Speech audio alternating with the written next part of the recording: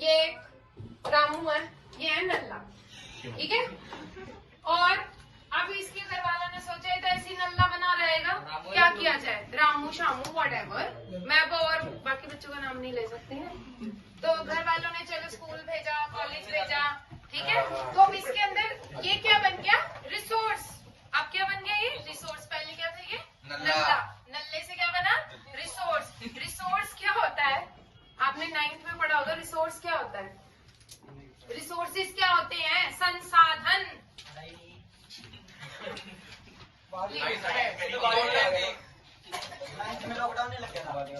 ये एक नल्ला है, अब ये बन चुका है प्रॉपर रिसोर्स, ह्यूमन रिसोर्स, यानी कि इसके अंदर कोई स्किल और एक्सपर्टाइज डेवलप हो गई है, ठीक है।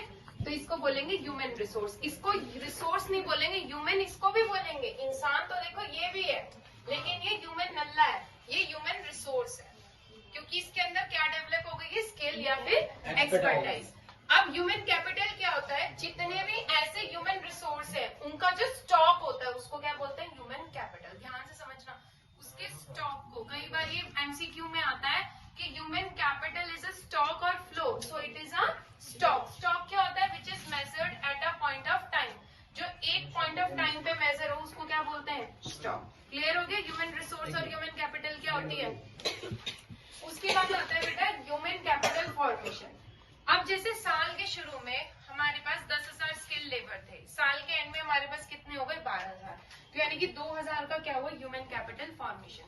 तो ह्यूमन कैपिटल में जितना भी एडिशन हुआ है that is human capital formation. तो ये कौन सा कंसेप्ट है, स्टॉक के फ्लो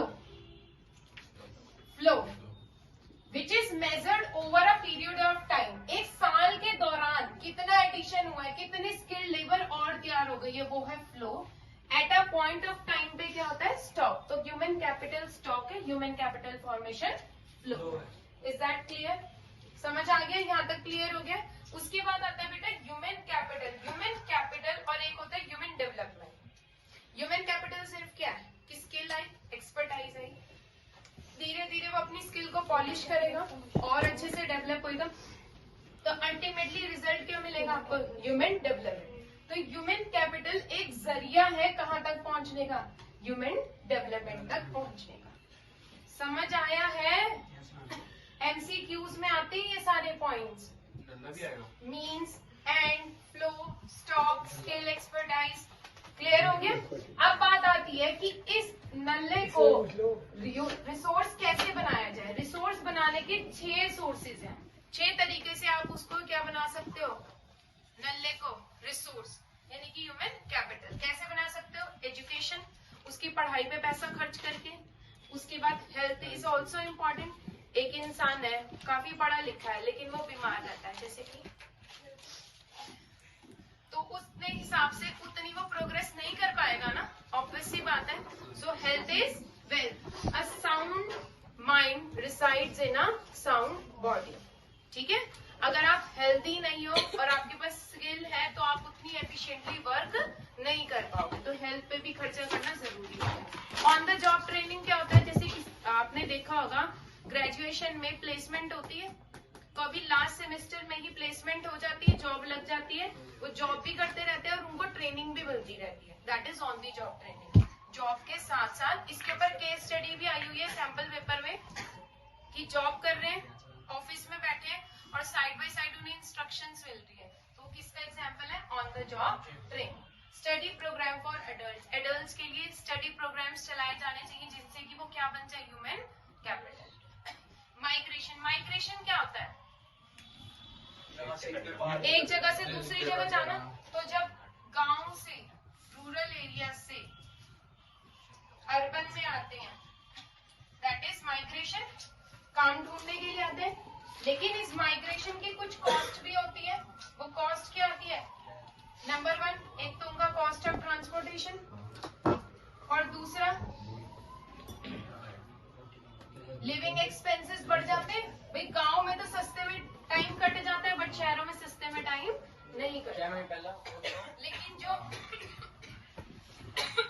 बेनिफिट होता है वो इस कॉस्ट को कवर कर लेता है। ये क्वेश्चन आया था, माइग्रेशन का बेनिफिट कॉस्ट को कवर कर लेता है। ट्रांसपोर्टेशन ऑक्यूपेशन और लिविंग एक्सपेंस, ठीक है। उसके बाद लास्ट है information which is very important, जो अपने आप को अपडेट नहीं रख सकता, जो अपने आप को अपडेट नहीं रख सकता तो उसकी स्किल और उसकी नॉलेज एक टाइम के बाद खत्म होनी शुरू हो जाएगी, ठीक है ना। तो इंफॉर्मेशन के थ्रू भी हम अपने आप को क्या बनाते हैं, human capital. Human capital formation हमारा टाइम टू टाइम होता रहता है, ठीक है। इंफॉर्मेशन जैसे मैगजीन, जर्नल, इन सबसे हमें इंफॉर्मेशन हम अपने आप को अपडेट रखते हैं। सो ये 6 सोर्सेज हैं जिनकी हेल्प से इससे ये बनता है, ठीक है। क्लियर हो गया। नेक्स्ट टॉपिक है आपका कि ह्यूमन कैपिटल फॉर्मेशन कैसे हमारी कंट्री में इकोनॉमिक ग्रोथ में कंट्रीब्यूट करता है। तो एक एग्जांपल से समझेंगे कैसे कैसे कंट्रीब्यूट करता है। ये है नल्ला और ये कौन है, रिसोर्स, जिसके पास क्या है, स्किल या एक्सपर्टाइज। तो इमोशनल एनवायरमेंट, इसको कोई फर्क नहीं पड़ता बिकॉज ही इज, बट ये इसका इमोशनली एनवायरमेंट कैसा होगा कि मुझे आगे बढ़ना है, ठीक है, मुझे सक्सेस होना है, इसको तो मोया कोई सक्सेस होना है, इसको कोई फर्क नहीं पड़ता because he is. Next material environment, material environment होता है हमारा सोशल एनवायरमेंट। तो भैया उसे कोई फर्क नहीं पड़ता, वो नल्ला उसके दोस्त भी नल्ले, उन्हें कोई फर्क नहीं पड़ता। बट ये ऐसे लोगों के साथ उठेगा बैठेगा, ऐसी जगह काम करेगा जो स्किल्ड होंगे, ठीक है, जो ग्रोथ ओरिएंटेड होंगे। नेक्स्ट आता है फिजिकल कैपिटल। फिजिकल कैपिटल आपको पता है ना, जैसे मशीन, कोई भी हम रिसोर्स को यूज करते हैं जब human capital, that is physical capital.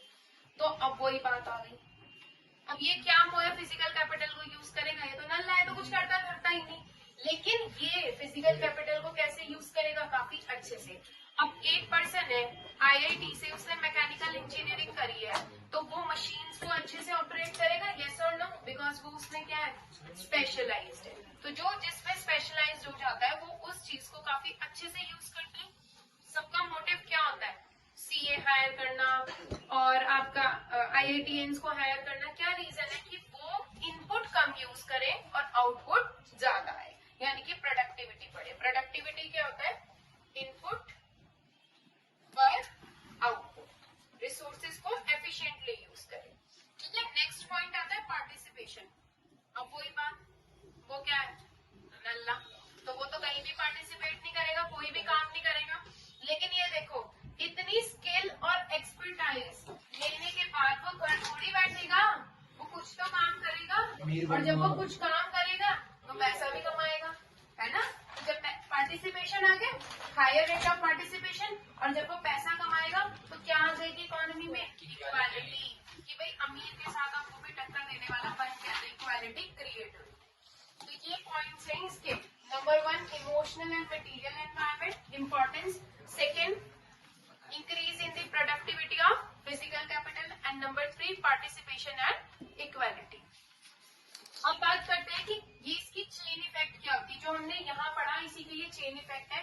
भाई अगर ह्यूमन कैपिटल फॉर्मेशन होगा तो वो फिजिकल कैपिटल को अच्छे से यूज करेगा, अगर अच्छे से यूज करेगा तो उसकी क्या बढ़ेगी, प्रोडक्टिविटी बढ़ेगी, तो जीडीपी बढ़ेगा, जीडीपी बढ़ेगा तो लोगों की इनकम बढ़ेगी, इनकम बढ़ेगी तो अपनी हेल्थ और एजुकेशन पे भी खर्चा ज्यादा करेंगे, और हेल्थ और education is a source of human capital.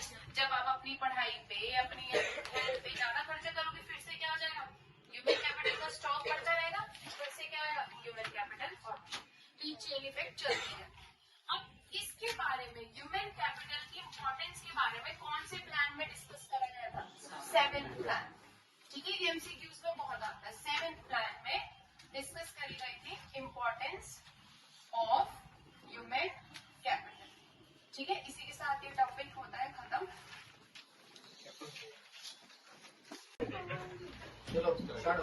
देखिए लिटरेट कौन होता है, जो पढ़ सकता है और लिख सकता है, सिर्फ पढ़ सकता है और लिख सकता है उसको लिटरेट होता है, लेकिन जिसने प्रॉपर एजुकेशन ली है, स्कूल गया, कॉलेज गया, उसको एजुकेट बोलते हैं, ठीक है।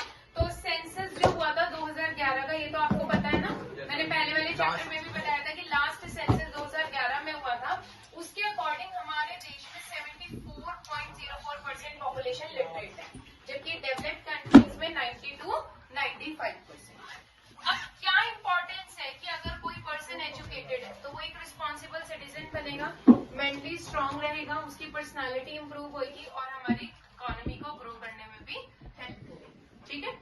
उसके बाद आता है सरकार का खर्चा कैसे होता है एजुकेशन पे। इसको मेजर करा जाता है या तो जो टोटल एक्सपेंडिचर है उसका परसेंटेज या फिर जीडीपी का परसेंटेज। ठीक है, एजुकेशन कमीशन सेटअप हुआ था 1964 से 66 में। इन्होंने बोला था कि जीडीपी का 6% खर्चा सरकार का क्या होना चाहिए, एजुकेशन पे होना चाहिए। फिर एक ये कमेटी बनी थी, ध्यान से याद कर लो, यही क्वेश्चन आएगा आज स्टोरी में। तपस मजुमदार कमेटी 1999 में इन्होंने बताया कि सरकार ने 10 साल में 1.37 लाख करोड़ का खर्चा करा, जिससे इन्होंने 6 साल से 14 साल तक के बच्चों को सभी को एजुकेशन प्रोवाइड करी। 1980 ये 10 साल में इन्होंने इतना खर्चा करा था। उसके बाद बेटे बात पूछो, सबसे ज्यादा खर्चा जो है कौन सी स्टेट, अब तक का जो डेटा है उसके अकॉर्डिंग सबसे ज्यादा खर्चा हिमाचल प्रदेश करता है एजुकेशन पे। स्टेट वाइज अगर देखें सबसे कम खर्चा कौन करता है, बिहार करता है। बोलो नहीं बेटा बीच में। 2009, इट्स वेरी इंपॉर्टेंट, बोलो नहीं। राइट टू एजुकेशन एक्ट, जिसका दूसरा नाम है right of children to free and compulsory education act. दोनों नाम याद रखना, right to education and right of children to free and compulsory education act. तो इसको आपको नाम से ही समझ आ रहा होगा। इसका एक्ट का मतलब है कि सरकार जो है सभी बच्चों को 6 साल से लेकर 14 साल तक के बच्चों को फ्री और कंपल्सरी एजुकेशन दे। जिस दिन हमारा कॉन्स्टिट्यूशन बना था उसके 10 साल बाद तक ये बोला गया था कि आपको इसको करना है, स्टार्ट कर देना है ये काम। तो अब ये खर्चा भी तो होगा ना, तो इस खर्चे को पूरा करने के लिए सरकार जो है 2% क्या लगाती है, एजुकेशन सेस। ठीक है, सेस होता है tax on tax. Okay, problems of human capital formation in India. ठीक है, इंडिया में ह्यूमन कैपिटल फॉर्मेशन की क्या क्या प्रॉब्लम आती है। सबसे पहली प्रॉब्लम राइजिंग पॉपुलेशन, बढ़ती हुई जनसंख्या। देखो जितनी ज्यादा पॉपुलेशन बढ़ेगी रिसोर्सेज पर हेड उतने कम हो जाएंगे। 100 रुपए पहले 2 बनते थे, 2 में बटे 50 आ गए, फिर 4 हो गए तो कितने आएंगे, 25, तो पर हेड रिसोर्स कम हो जाएगा। ठीक है, सेकेंड है brain drain. Brain drain is very important. Brain drain क्या होता है, जब पढ़े लिखे बच्चे बाहर चले जाते हैं। ठीक है, human capital move to the other countries in search of jobs, that is brain drain. Now third is deficient man power planning. इसमें क्या होता है, जैसे सपोज ये 5 लोग हैं, ये जॉब सर्च कर रहे हैं, लेकिन जॉब है सिर्फ 2 लोगों के लिए, तो सप्लाई ज्यादा है, डिमांड है कम।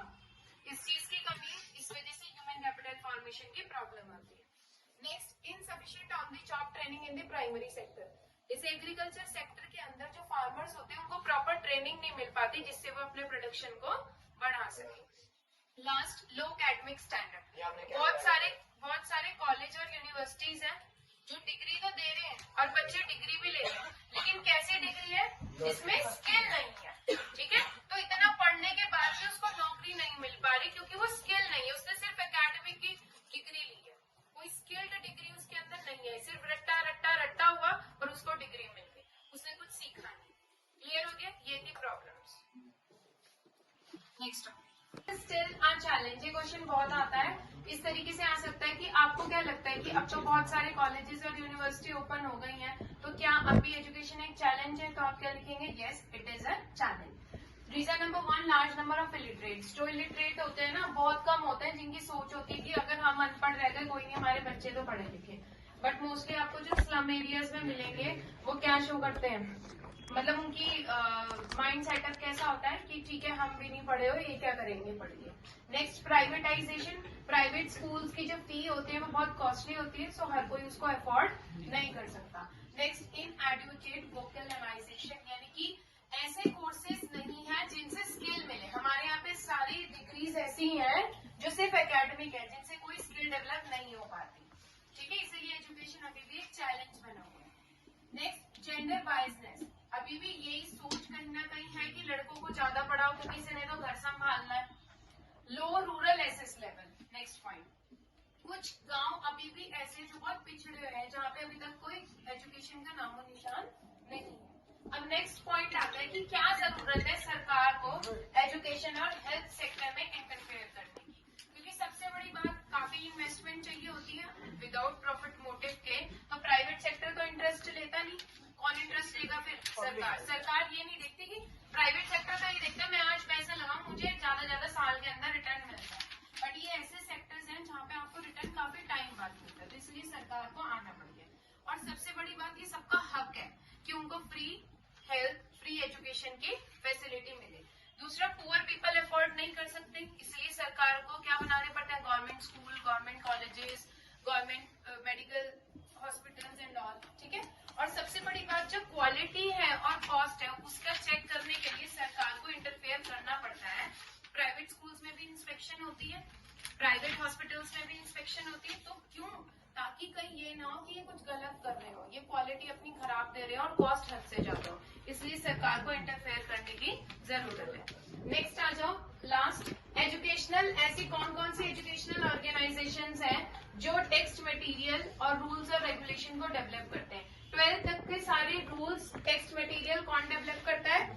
एनसीईआरटी। हायर एजुकेशन यानी कि कॉलेज लेवल पे यूजीसी, फुल फॉर्म लर्न कर लेना। AICTE जो भी टेक्निकल और इंजीनियरिंग की एजुकेशन है उससे रिलेटेड ये करते हैं। ICMR जितना भी मेडिकल रिसर्च में जो भी टेक्स्ट मटेरियल डेवलप